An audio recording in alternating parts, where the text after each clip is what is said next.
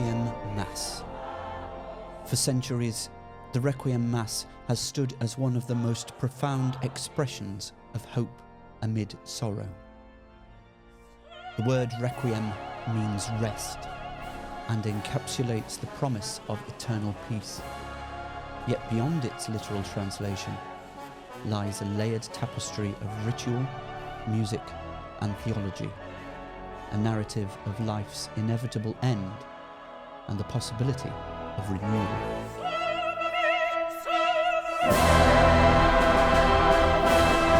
When the boundary between life and death seems both fragile and eternal, the Requiem has comforted the grieving, inspired the artistic, and echoed the deepest yearnings of the human soul. But what if that grief isn't connected to the loss of a human being? What if that sense of loss, those profound feelings of helplessness, come from the passing of something entirely different? The loss of a way of life and the death of an industry.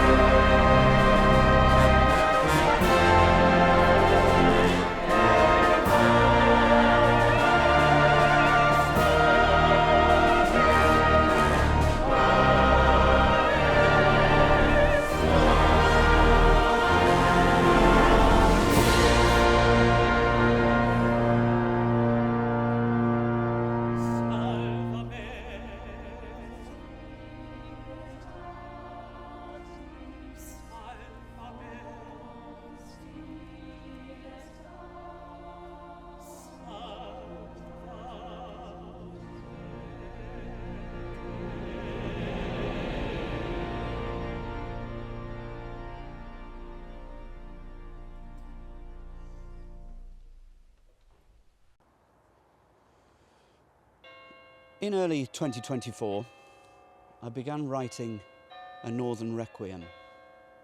Northern Requiem is a commemoration of the 40th anniversary of the miners' strike and weaves together contemporary poetry of the time with the Requiem Mass. It is a requiem for an industry and for a way of life. The 1984-85 strike was the longest dispute in Britain's history and the turning point for its coal industry. It was the year when the unions lost the power and the rights they had worked since their inception to achieve, and all of that power was transferred wholeheartedly into the hands of a ruthless government who would stop at nothing to realise their ideals. For over 10 years, I have researched the miners' strike and the British coal industry. And in October 2024, this finally became A Northern Requiem.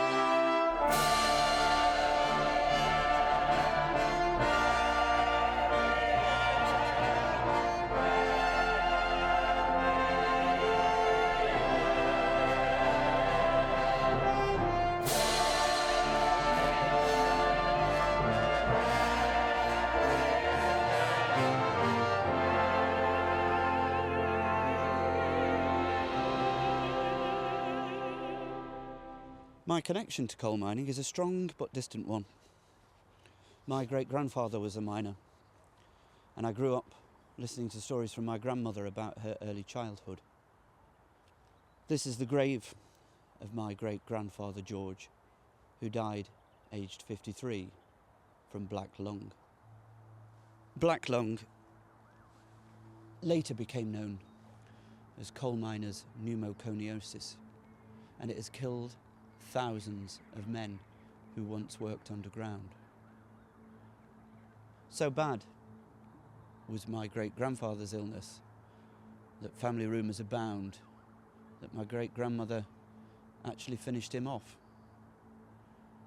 It was apparently so bad they nailed down the coffin and wouldn't let anybody see him. He was the father of 11 children, and when he died, my great-grandmother was left to bring up those children alone. Such stories are far from unique, and across the coalfields, men went to work in the knowledge that that day may very well be their last. It is a requiem for the soul of an industry. It is for those forgotten miners. It is for those who live with the aftermath of the destruction of everything they once knew. It is an opportunity to grieve, to mourn, and remember. This is for all of them. This is my Northern Requiem.